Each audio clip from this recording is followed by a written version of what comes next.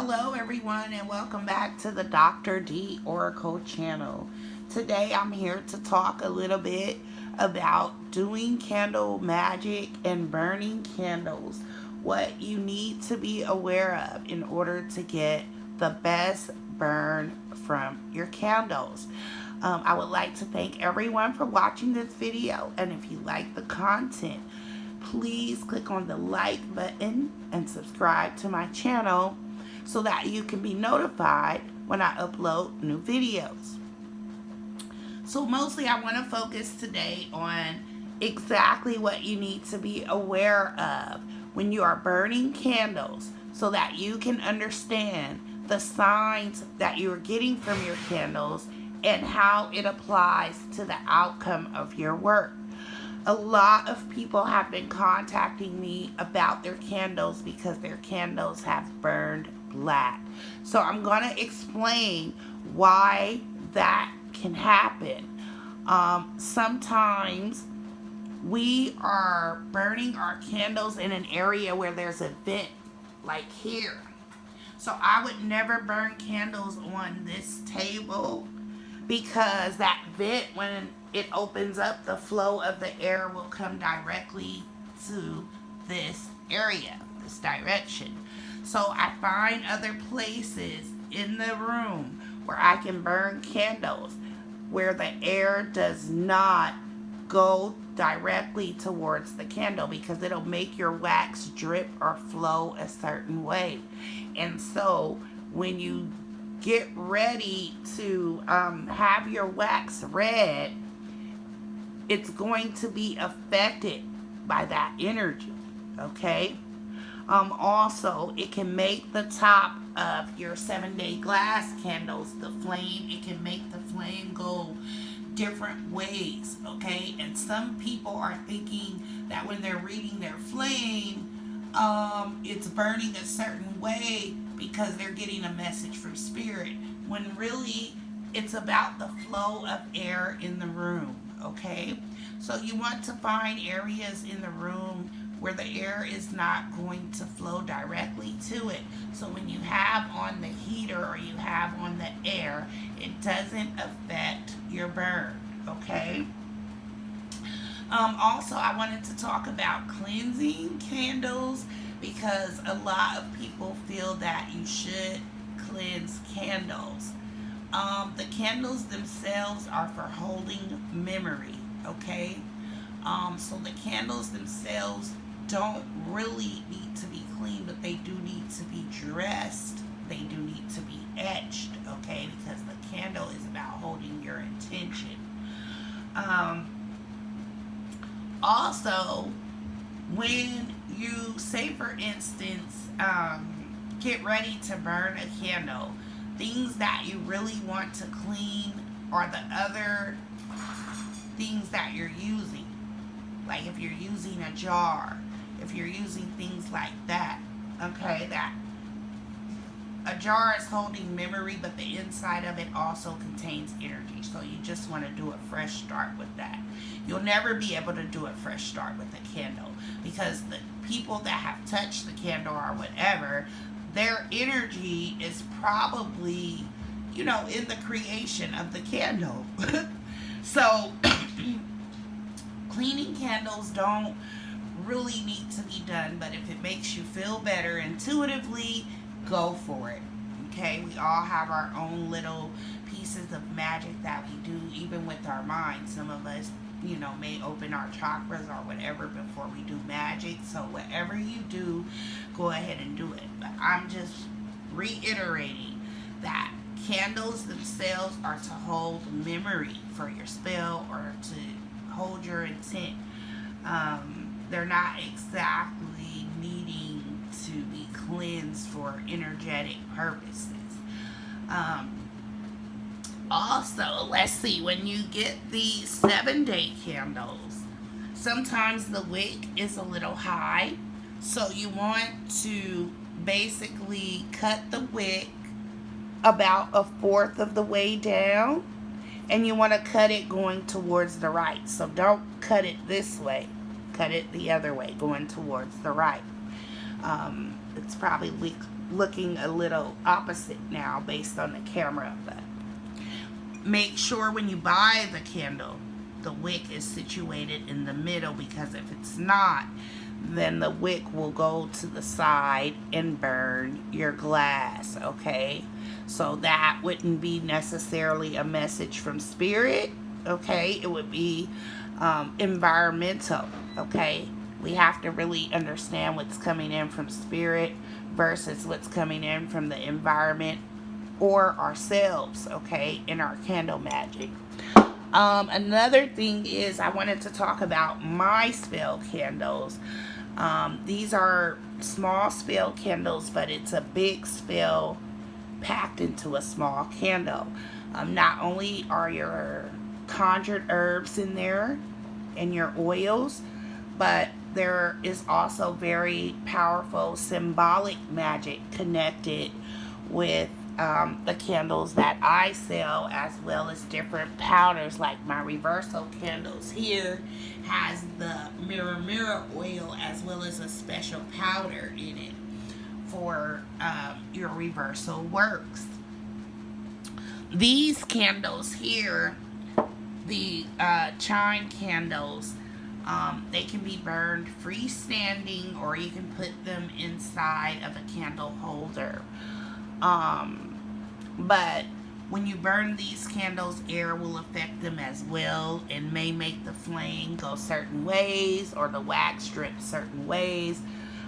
So you just want to have those candles also in an area where they're allowed to burn without being affected by the flow of air, okay? Also, when we're etching candles, I just want to say, usually we anoint the candle and we rub it down, okay, to bring the work towards us or up to take it away. But what I want to say is, when we're etching candles, what we should do is actually anoint the part that has been etched, okay?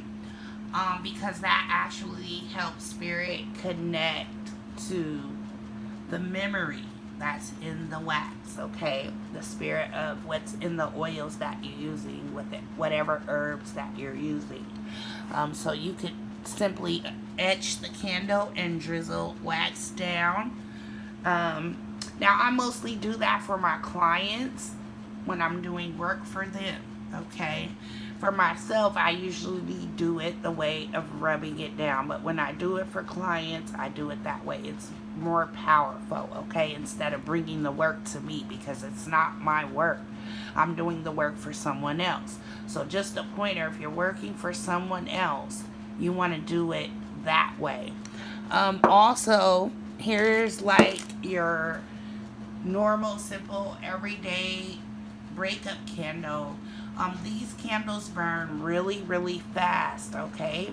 So when you're doing your oils, your powders, you want to do it in the area that you've etched. So if you etch the name on the front with the birth date, you want to have your oils there, okay, and your powders there, so they don't get drawn into the flame, okay, and make that kind of wax burn faster. Because there are different kinds of wax. There's paraffin wax, there's coconut wax, there's palm wax, there's soy wax, and there's beeswax. And so the different waxes do have different burn times, okay? This 7-day, it's supposed to be a 7-day candle, but we all know these candles usually burn in about 3 to 4 days. So one thing you can do with your average 7-day candle is you can like make 7 marks, okay, and allow that candle to burn down to the mark and then put it out so that you can go ahead and have your 7-day ritual if that's what you want. And you can do that with even these kind of candles here. You can etch 7 marks in the freestanding chime candles and use it for 7 days, okay? So that way you're getting the most from your money and you don't keep going to the store buying candle after candle after candle, making someone else rich. So now I'm just going to show you also a couple of ways that I burn on my altar just for educational purposes or whatever. But you also want to find a place or situate your altar in a place where it's going to have the least environmental effect so it can interact more with spirit. Okay, so you don't want the air flowing right down onto your altar either, and you want to have your altars in kind of the same places or areas, so that way you can understand when a candle really burns black what's happening, and it's not from the environment. Okay, I frequently keep my altars near a plant or some other energy that's there to clean the air, so that it can be, a nice place where spirit can go and the energy just kind of stays really clear and it's not affected. And you can also use sage or palo santo, to clean those areas or smoke those areas out with dragon's blood and stuff like that before you start to burn candles, so you can just really clear that energy if you don't have a plant there. Okay, now you're taking the plant energy, the herb energy, and just really cleansing that space and kind of getting it prepared for it to only be used for you to do the work there. Okay, so that's kind of what I do in this little area here. And as you can see, I have some plants over here in the corner with that work. Okay, and as you can see, there's just burning like a really, really clear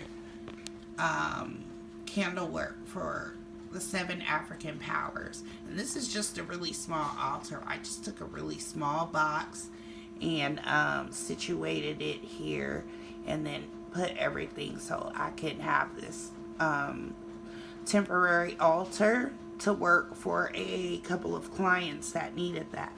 And then I also added this small one for money and road opening. Okay, I do also have the Saint Rita candle and stuff, a quart jar and different things here for different clients.